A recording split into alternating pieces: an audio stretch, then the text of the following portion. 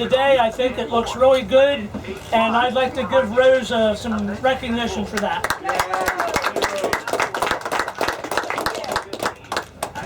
The seminar that's going to start momentarily, I'd like to introduce Paul Anderson and his wife Rose.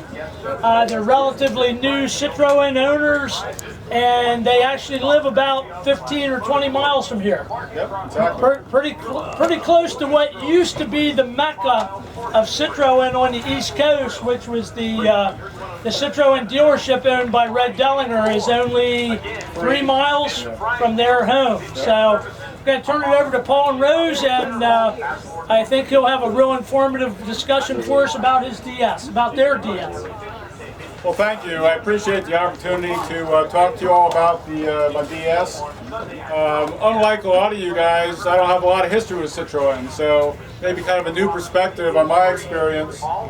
First, I'd like to thank Brad. I found a good parts guy in Mechanicsburg, and he's been a great help. Without Brad's help, we would not have done this. Also like to thank Eric DeWitt. Eric, are you here? He's working on our Eric DeWitt helped me a lot getting the car over from Europe, and without his help, again, I could not have done this. And also George Dyke. George can't be with us today, but he helped me. He runs the Citroën V Club out of Canada, and he really put me into touch with a lot of people who were good sources for cars over in Europe. And finally, Dave Burnham. Dave is here.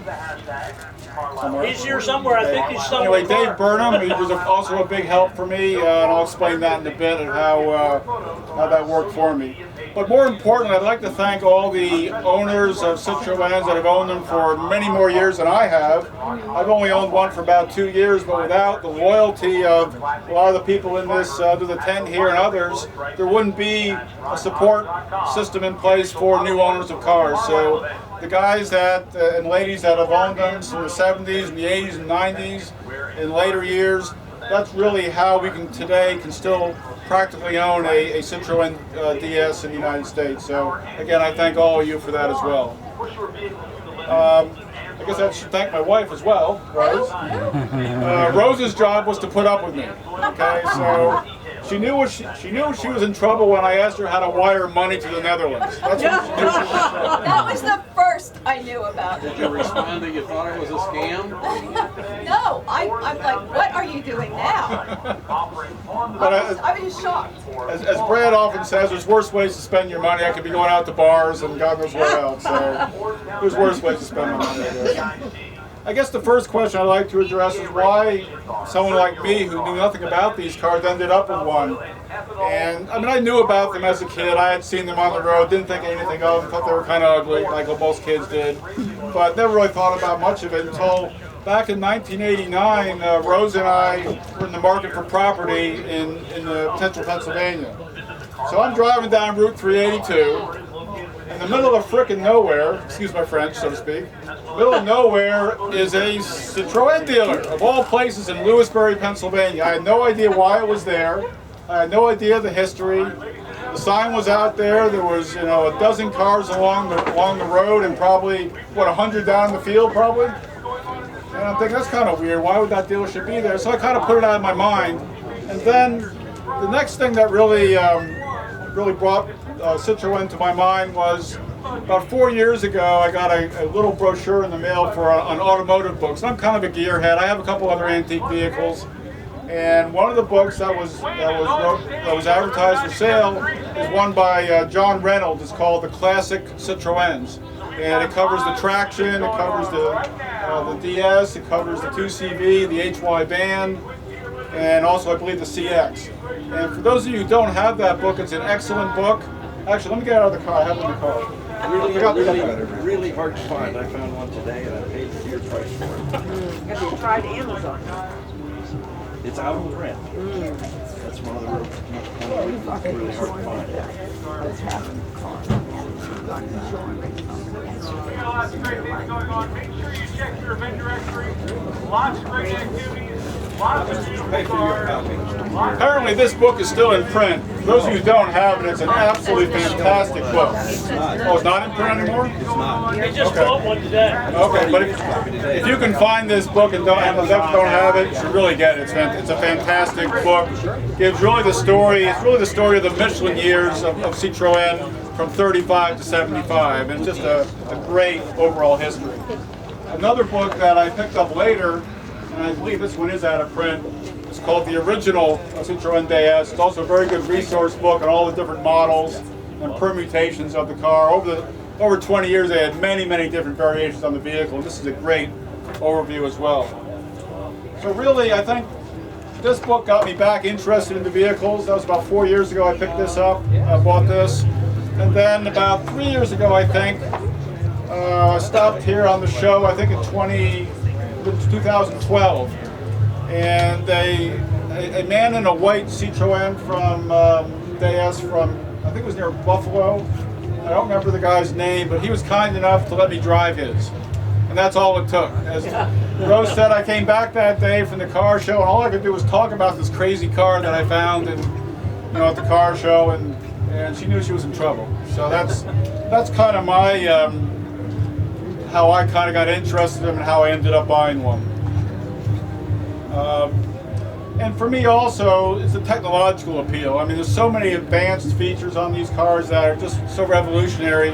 I'm an engineer by education. I work in manufacturing, and just some of the things that they're able to accomplish with this car also made me very interested in getting one.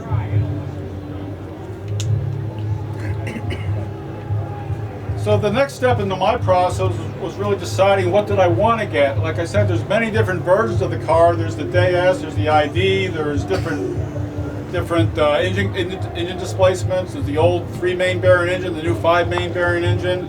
There's different types of fluid that are used, the old brake fluid cars or the green fluid cars. And I after studying the Reynolds book for quite some time, I decided I want something pretty specific. I wanted a third nose. Okay, the third design front end, but I wanted a Euro spec car, so it had the turning headlights and the self-leveling headlights. Then I got really specific and I said, well, I want the old style dashboard. So if you want those two things, okay, that narrows you down to just 2 years. 68 with the earlier version of the old style dashboard, not the second version, I guess. And then the 69 is a 1 year only dashboard that has a sloping dash like the 68, but the dashboard's all black. So I thought the old dashboard was very attractive, so I said, third nose, Euro spec, an old style dash. So that narrowed it down to 2 years. And then the cars were either available with a 4-speed manual on the column, a 5-speed later manual on the column, or what's called the Citromatic. And I decided I wanted the Citromatic because I read a lot about the Citromatic. It is kind of scary technology, but from what I had read, when it works, and it works tremendously well. So I decided I want what they call in French the BVH, and pardon my French, but it's Boîte Vitesse Hydraulique or something like that, okay? Which basically means hydraulic gearbox. And it's a really interesting system that it's a 4-speed manual, but there's no clutch pedal. And the hydraulic system, the hydraulic control mechanism, releases the clutch, selects the next gear, re-engages the clutch as you move the shift wand between the gears. And it's really a novel system, and properly set up, it works fantastic. So I knew I wanted a BVH. I wanted the Palace option with the upgraded interior, the upgraded trim. And this was probably an almost impossible thing, as it turned out. I wanted a rust-free one. Okay? And here's the car that was designed back in the late 40s, early 50s. Well, cars of that era, even if they were body on frame, were rust buckets. And unit body construction cars, which this car is, they're also very prone to rust damage. So you don't want a car. I didn't want a car that would have to learn how to weld and buy parts and try to do all that stuff. That's not my talent. I don't have the talent for that. As far as the interior, I didn't really care whether it was leather or cloth. A lot of the Palace have leather, but not all of them. One thing I didn't get, which I wanted, was the Edison Continental radio, but it turns out they're extremely hard to find and extremely expensive, so I gave up on that. The other thing, if you're considering buying a DS, is the fluid that's in the hydraulic system. the earlier cars, I think there were two versions of brake fluid. It was like a vegetable oil-based system, and then brake fluid, I think. And then I think in 1966 for Euro spec cars, they converted to what's called LHM fluid, which is stands for liquid hydraulic mineral, I guess. Yes, LHM. And it's that characteristic green color. That's why when you open the hood on any of the late model DS, all the hydraulic components are painted green, because you don't want to mix the old fluid with the new fluid, because you'll destroy the system effectively. If I can interject, one of the odd things about it was the original fluid, which is called LHS2, which was liquid hydraulic synthetic, which was synthetic hydraulic fluid, was red in color. And with the green fluid, the LHM cars, that fluid was compatible with chemically with automatic transmission fluid, which is red in color. Oh, okay. Now I don't think you'll ever see a brake fluid, what we call a brake fluid car, with the actual red fluid in it. It's very rare. It's very hard to find. Yeah, I think yours is one of the very few. But it's just an interesting little side tidbit of information. I mean, I've heard people say that the old brake fluid cars ride better. I really don't know that. I mean, the ride quality in an LHM car is so fantastic. I can't imagine it could be any better. But it's all a matter of the damping. Yeah. Okay. They were more softly damped. But I think for buying a DS, if you're a novice like I am, an LHM car makes a lot more sense. I mean, I rebuilt the rear brake cylinders, and after 45 years on the vehicle, they were in perfect condition except the O-rings were worn. And you would never find that even on any other car. I mean, so the LHM being a pure hydraulic fluid preserves everything, and as it leaks out of everywhere, it also covers everything in a fine coating of, not really a fine coating, a thick coating of grease and dirt, so it kind of helped preserve the car. And Rosa will attest to the number of pairs of dungarees I threw out that were saturated in grease and oil. So LHM would be a good move for a new owner of a DS. In the United States, the American spec cars didn't become LHM until halfway through, I think, 1969. So you have to take that into consideration when you are looking for a car. You always want to go, I think, with an LHM car, at least to start. Anyway. Could I interject there? I'll give a bit of tidbit. The reason the cars in the United States had the vegetable-based fluid, which was LHS2 until 1969, CITROEN changed in Europe in 1967, but it took 2.5 years for our boneheaded government to be proven that a mineral-based fluid could be used in a brake system without having problems because of the boiling issues and all that. So that is why CITROEN tried to bring it in here earlier, but our government would only allow it starting in about the middle of '69. Actually, the government had a surprising role in some other aspects of the history of the car in the United States. The U.S. spec cars, back I think in 1966, this didn't affect CITROEN yet, but back in '66 I think it was, glass-covered headlights became illegal in the United States. I also own a '63 Volkswagen, a Beetle, and it has glass-covered headlights, a seal beam bulb with glass cover over the top. If you look at a '66 Volkswagen, you'll find that you have an exposed seal beam. That's because the government outlawed glass-covered headlights in their infinite wisdom. So that's why when you look at an American spec third nose car, I think there's a blue one down there with a white roof, that has the exposed seal beam because that's all they allowed in the United States. It was protectionism. It was the U.S. manufacturers. Could have very well been, yeah. The U.S. manufacturers didn't want to go to the expense of manufacturing the non-seal beam, the halogen style headlights, because they're more expensive. It would have driven their costs up, and they also didn't want the European manufacturers having an edge in aerodynamics and all this other stuff. Yeah. So anything that would have been to the advantage of the European manufacturers, the U.S. manufacturers pressured the DOT to outlaw essentially. The other thing about the brake fluid conversion over to LHM is the DOT argued with CITROEN that if it's powering the brakes, it has to use brake fluid. CITROEN is pointing out that they allow aircraft to use mineral fluid for their brakes, and that was one of the arguments that finally forced the issue. DOT. The other thing, and you can correct me if I'm wrong, Brad, but I think the reason why Citroën pulled out of the States because in 1973 the bumper laws came out, okay? And part of the bumper regulation, if I remember correctly, is that the bumpers had to match when cars hit each other. Well, you can't do that on one of these because what? The ride height changes.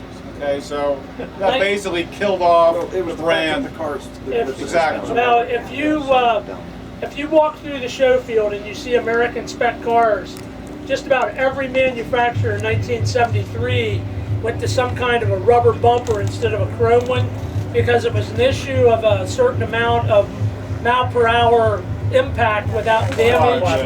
And Citroën, you have to remember, Citroën was only 2 years away from a full remake and a switch over to the CX model. Right. So for Citroën to have redesigned their front and rear bumpers for the very small number of cars they were selling in the United States for only 2 years of production run would have been very cost prohibitive. So I'm sure that was probably the major reason they They pulled weren't out. selling a lot of cars in the States anyway, so it didn't make economic sense to make a U.S. version with U.S. bumpers and all that. My understanding is they were also claiming that this 5 mile per hour impact absorption criteria was ridiculous, and they were proven right because the front bumper impact absorption requirement today is 2.5 miles per hour. That's right. Yeah, And 1 mile per hour in the rear. The other thing that's very obvious, I actually worked at a dealership at that time, believe it or not.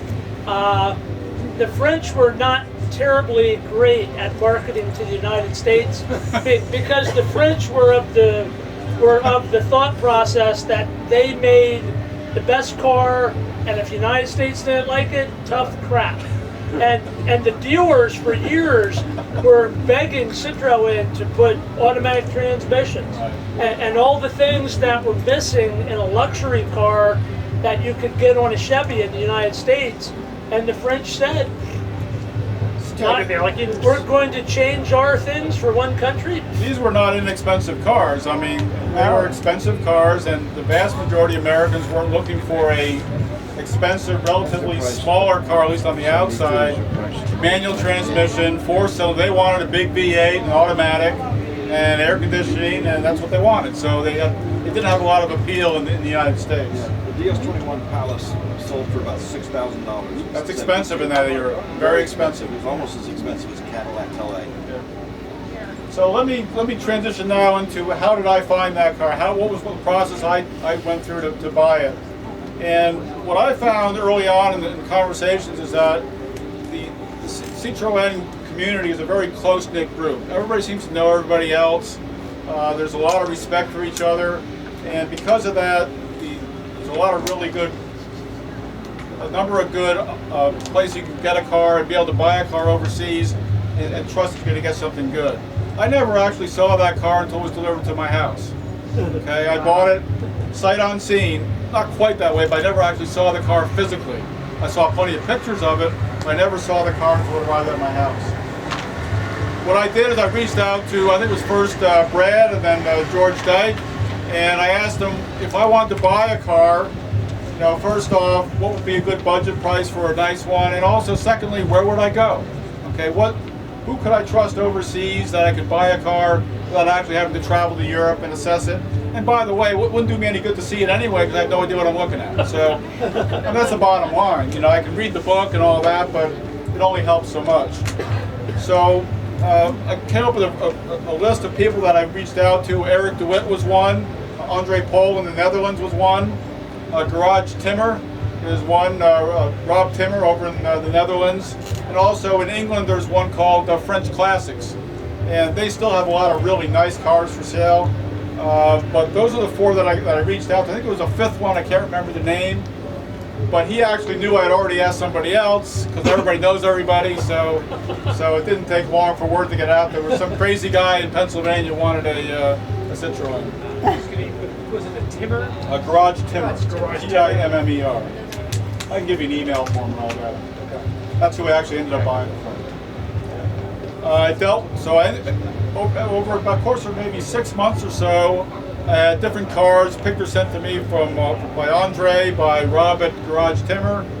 The first one I got pictures of from Rob was a really nice one. One actually I think was better than this car. It was a blue one, one owner, beautiful car. And finally, I guess the owner's wife said, I don't want to sell it. Okay, so if it hadn't been for that, I would have had a blue one with a white roof. Okay, but that's the way things work out. But eventually he ran across this car. This car came from southern France, and again, pardon my language skills, in the Haute-Garonne region of France. Does that sound roughly right? Hopefully. And that's near the Spanish border. It's a very dry, arid area. So it was a car that was not exposed to a lot of bad weather. So the process I went through is I had Rob Timmer take probably 200 pictures of the car. I did a lot of research online. There's a lot of different websites out there, and there's one a website based out of California. Do you know what it's called? CITROEN Concourse, and they have a really good buyer's guide out there, and they tell you what things to look for on a DS. So I made a list of things that I wanted Rob to take pictures of, and he cooperated really well. He took the fenders off, he lifted up the carpet, he put it up on a lift or on a pit, took pictures of all the areas under the hood. I probably had about 200 pictures. It became kind of a hassle because I did this all at work, okay, so don't tell anybody. Carport, right? Right, exactly. But our firewall at work only allows a 10 meg file to come across the internet. So he had to send me photos 2 at a time, 200 photos. So. Call from HR. I did get in trouble on that. But he sent lots of pictures, but again, being a novice, the pictures don't do me a lot of good except to say that's a nice car. So I recruited Dave Burnham. He's up in near Albany, north of Albany in New York. Very well known in the community as an excellent mechanic of these cars, runs a great shop. I've been to his place since. And I called up Dave Asbel and said, hey Dave, can I hire you to evaluate pictures? And he was kind enough to agree to that. And Carter, I think you were involved in that as well. You were probably dragged into that. And I sent him pictures, probably about 50 pictures, picked out the ones